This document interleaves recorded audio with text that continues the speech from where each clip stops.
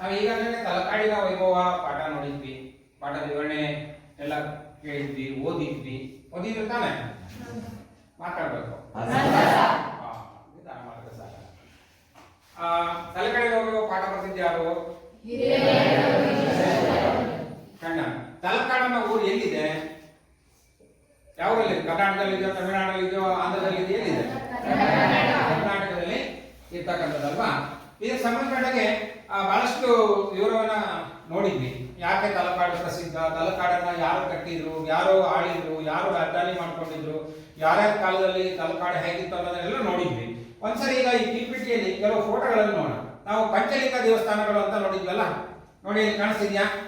5 ದೇವಸ್ಥಾನಗಳು: ಮಲ್ಲಿಕಾರ್ಜುನೇಶ್ವರ ದೇವಾಲಯ, ವೈದ್ಯನಾಥೇಶ್ವರ ದೇವಾಲಯ, ಪಾತಾಳೇಶ್ವರ ದೇವಾಲಯ, ಮರಳೇಶ್ವರ ದೇವಾಲಯ, ಅರ್ಕೇಶ್ವರ ದೇವಾಲಯ. ಈ ರೀತಿ 5 ದೇವಾಲಯಗಳನ್ನ ನಾವು ಅಲ್ಲಿ ತಲಕಾಡಿನಲ್ಲಿ ಇವತ್ತಿಗೂ ಕಾಣಬಹುದು. ಇವತ್ತಿಗೂ ಹೋಗಿ ನೋಡ್ಲಿಕ್ಕೆ ಅವಕಾಶ ಇದೆ. ನಾವು 3-4 ಸರಿ ಹೋಗಿದ್ವಿ. ತುಂಬಾ ಚೆನ್ನಾಗಿರ್ತಕ್ಕಂಥ ಕಾವೇರಿ ನದಿಯ ದಡದಲ್ಲಿರ್ತಕ್ಕಂಥ ಒಂದು ದೇವಾಲಯಗಳಿವೆ. ಅಲ್ಲೇ ನೀವು ಮುಂದುವರೆದು ಹೋದ್ರೆ ಇಲ್ಲಿ ನೋಡಿ, ಆ ತಲಕಾಡಿನ ಪಕ್ಕದಲ್ಲಿ ನಮ್ಗೆ ಕಾಣಿಸ್ತಕ್ಕಂಥದ್ದು ಏನಿದು? ಕಾವೇರಿ ನದಿಯ ಜಲಪಾತಗಳು. ಯಾವ ಜಲಪಾತಗಳು? ಕಾವೇರಿ ನದಿ ಅನೇಕ ಜಲಪಾತಗಳು. ನದಿ ಅಂತ ಅಂದ್ಮೇಲೆ ಜಲಪಾತಗಳು ಇದ್ದೇ ಇರ್ತಾವಲ್ವಾ? ಜೋಗ ನೋಡಿದಿರಲ್ಲ? ಯಾವ ನದಿಯ ಜಲಪಾತ ಅದು? ಶರಾವತಿ ನದಿ. ಇದು ಕಾವೇರಿ ನದಿಗೆ ಇರ್ತಕ್ಕಂಥದ್ದು. ಹೊಗೇನಕಲ್ಲಲ್ಲಿ ಜಲಪಾತ ಇದೆ. ಅಥವಾ ನಮ್ಮಲ್ಲಿ ಏಷ್ಯಾದಲ್ಲಿ ಮೊಟ್ಟ ಮೊದಲ ವಿದ್ಯುತ್ ಉಳಿತಾಯ ಮಾಡಿದ್ದು ಶಿವನ ಸಮುದ್ರ, ಗಗನಚುಕ್ಕಿ ಬರಚಿಕ್ಕಿ. ಅಲ್ಲಿ ಪಕ್ಕದಲ್ಲಿ ಇರ್ತಕ್ಕಂಥದ್ದು ಗಗನಚುಕ್ಕಿ ಬರಚಿಕ್ಕಿ. ಇದನ್ನ ನೋಡ್ತಾ ಹೋದಾಗ ನಮ್ಗೆ ಅವತ್ತಿನ ನೋಡಿ, ಗಂಗರ ರಾಜ್ಯ ಗಂಗಾವಾಡಿ ಅಂತ ಹೇಳಿ ಹೆಸರಾಗಿದೆ. ಅದರ ಮೊದಲ ರಾಜಧಾನಿ ಕೋಲಾರ. ಕ್ರಿಸ್ತಶಕ 500ರ ಹೊತ್ತಿಗೆ ಕೋಲಾರದಿಂದ ಹರಿಹರದ ರಾಜಧಾನಿಯನ್ನು ಎಲ್ಲಿ ತರ್ತಾನೆ?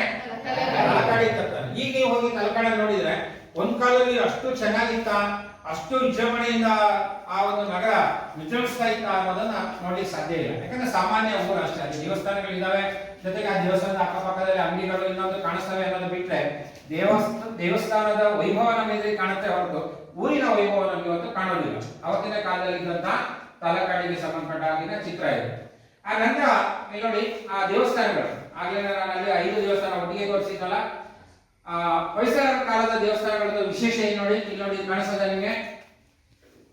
ಒಂದು ಅಡಿಪಾಯ ಇರುತ್ತೆ, ನಕ್ಷತ್ರಾಕಾರದ ಅಡಿಪಾಯ ಇರುತ್ತೆ. ಅದ್ರ ಮೇಲೆ ಆ ದೇವಸ್ಥಾನವನ್ನ ಕಟ್ತಾರೆ. ವಿಜಯಶಂಕರ ದೇವಾಲಯ ಇರ್ಬೋದು, ಹಜಾರ ರಾಮನ ಗುಡಿ ಹಂಪೆ ಇರ್ಬೋದು, ತಾಡಪತ್ರೆಯಲ್ಲಿ ಲೇಪಾಕ್ಷಿ ದೇವಾಲಯ ಇರ್ಬೋದು, ವೈದ್ಯನಾಥೇಶ್ವರ ದೇವಾಲಯ ಇರ್ಬೋದು, ಹೀಗೆ ಅನೇಕ ದೇವಾಲಯಗಳನ್ನ ಇದು ನೋಡಿ. ಪಾತಾಳೇಶ್ವರನ ಗುಡಿ ಯಾವಾಗ ಚೆನ್ನಾಗಿ ಕಾಣಿಸ್ತಿದೆಯಲ್ಲ, ಪಾತಾಳೇಶ್ವರನ ಗುಡಿ ಇರ್ಬೋದು, ಮರಳೇಶ್ವರ ದೇವಾಲಯ, ಎಲ್ಲವೂ ಸುಮಾರು 1-1.5 ಕಿಲೋಮೀಟರ್ ದೂರದಲ್ಲಿ ಇರ್ತಕ್ಕಂಥ ದೇವಸ್ಥಾನಗಳು. ಒಂದು ವಿಶೇಷ ಏನು ಅಂದ್ರೆ, ನಾವೆಲ್ಲ ಇಲ್ಲಿ ಮಣ್ಣಿನ ಮೇಲೆ ನಡೆದ್ರೆ ಈ 5 ದೇವಸ್ಥಾನಗಳಿಗೆ ಹೋಗ್ಬೇಕು ಅಂದ್ರೆ ಮರಳಿನ ಮೇಲೆ ನಡಿಬೇಕು, ಮರಳಿನ ಮೇಲೆ ನಡ್ಕೊಂಡು ಹೋಗ್ಬೇಕಾಗತ್ತೆ. ಅದು ಅಲ್ಲಿನ ವಿಶೇಷ. ಆಗ ನಾವು 5 ದೇವಸ್ಥಾನ ಒಟ್ಟಿಗೆ ನೋಡಿದ್ವಲ್ಲ, ಮರಳೇಶ್ವರ ದೇವಸ್ಥಾನ, ಆದ ನಂತರ ಗೋಕರ್ಣೇಶ್ವರ, ಮರಳಿನ ದಾರಿಗಳನ್ನ ನಾನು ಹೇಳಿದ್ನಲ್ಲ, ಈ ಕಾವೇರಿಯ ಹಿನ್ನೀರಿನಿಂದ ದೇವಸ್ಥಾನಕ್ಕೆ ಹೋಗ್ಲಿಕ್ಕೆ ಈ ರೀತಿಯ ದಾರಿಯನ್ನ ಮಾಡಿದ್ದಾರೆ. ಮೇಲ್ಗಡೆಗೆ ಮುಚ್ಚಳಿಕೆಯನ್ನ ಮಾಡಿದ್ದಾರೆ. ಓಡಾಡಲಿಕ್ಕೆ ಜನರಿಗೆ ಅವಕಾಶವನ್ನ ಮಾಡಿಕೊಟ್ಟಿದ್ದಾರೆ.